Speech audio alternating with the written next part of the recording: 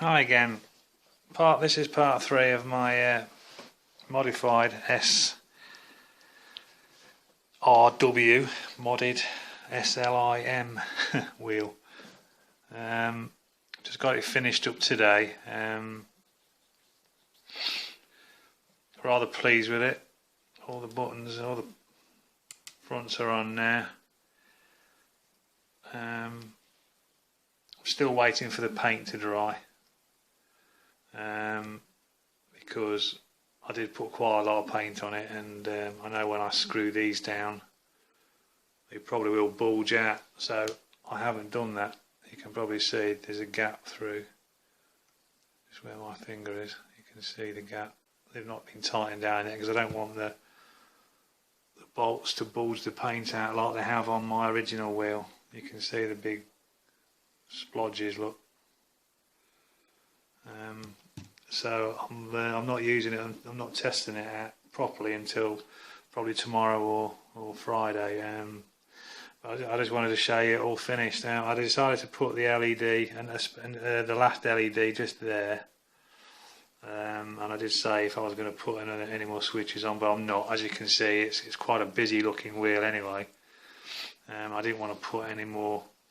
I've got 2 DSD button boxes, and they've got encoders, 4 encoders, 8 toggles and 4 buttons each. So there's absolutely loads of them. I didn't want to overcrowd them with more of these encoders, so I thought I'll just use this one for my brake bias because it's quite easy to get to. You haven't got to take your hands off the wheel really, and all these other buttons are just right around where you need them really. You don't have to go to one of my DSD boxes.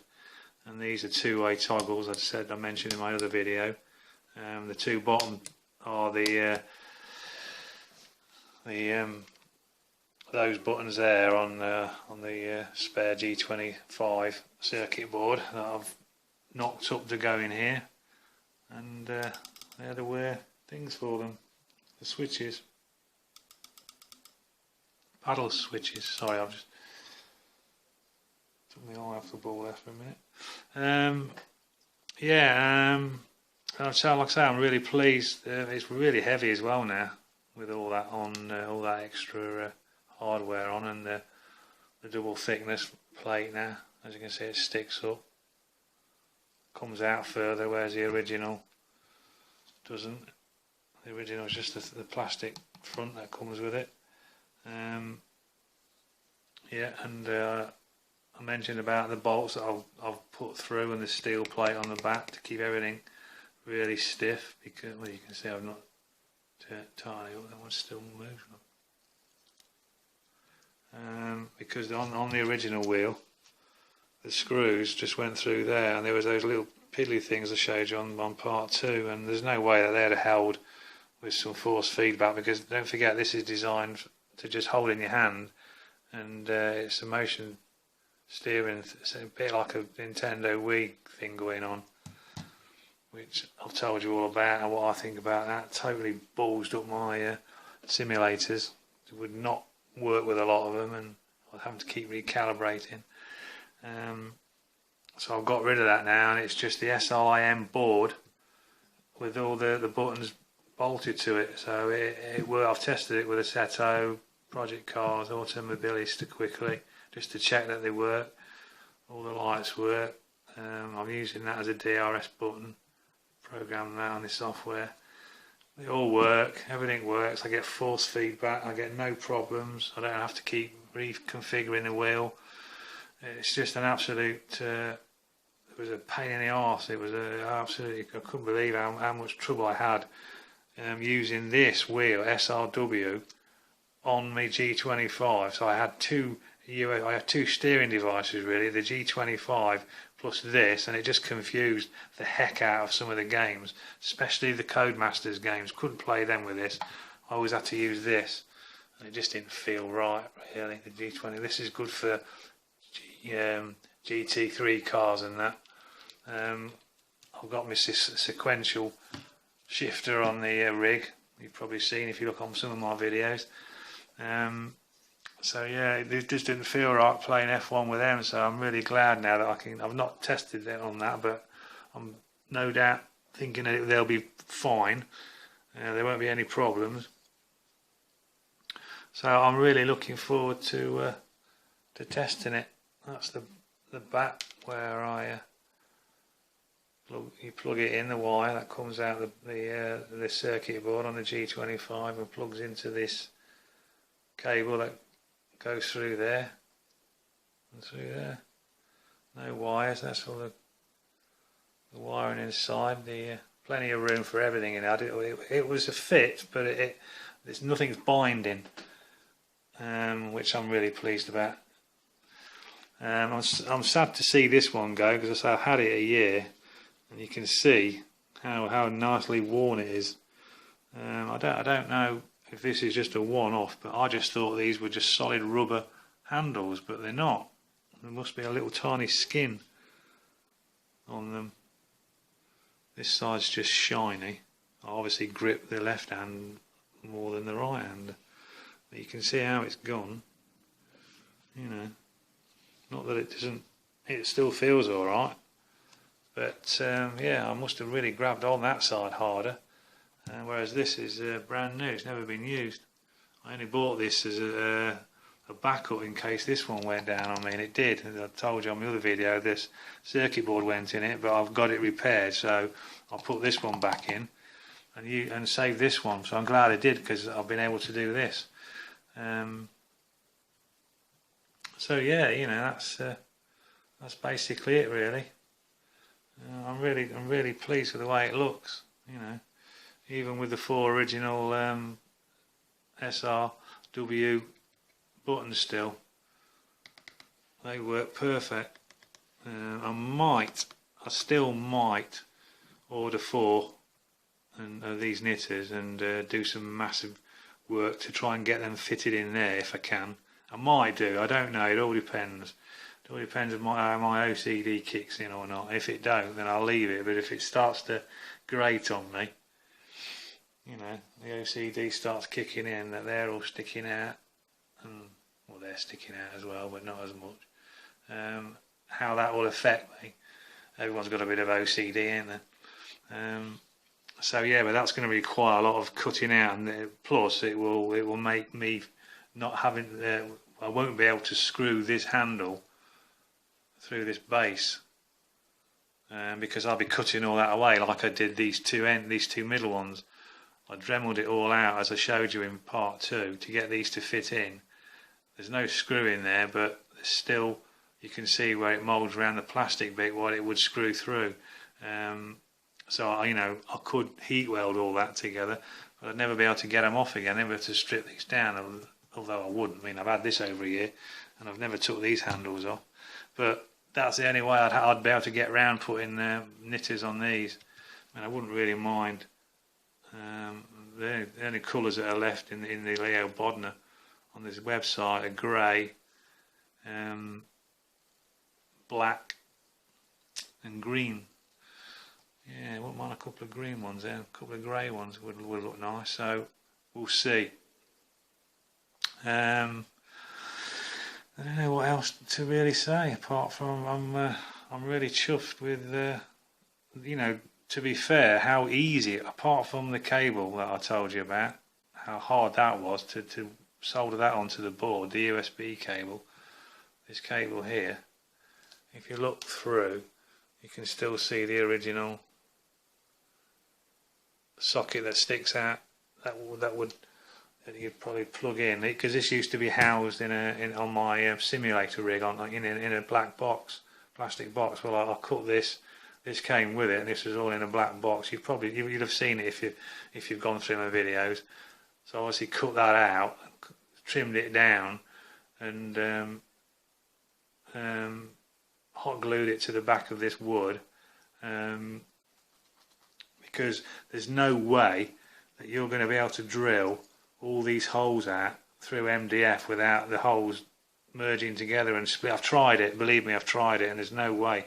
So I had to use the box that I made for this years and years ago, because I've had this since 2009. I would have liked it to have been all smooth. I would have liked just to have been coming through, but I couldn't get hold of a template, because you can't get these devices anymore. So I thought, all right, I'll just use the faceplate and seal it to the to this front, and it doesn't look too bad. There's 2 coats of PVA glue on the front and the back of this, so that when I come to spray it, the paint wouldn't soak through and that. And that's probably what's caused me to have to wait quite a while for the paint to really go hard. I'm pretty confident now that if I was to do that with my fingernail, there would be a mark there still. And this is what, 6 days now. I think I did it last Wednesday. Wednesday, Thursday. It's nearly a week. Yeah, can't believe it. That's why I daren't tighten these bolts down until it's cured. The paint is fully cured.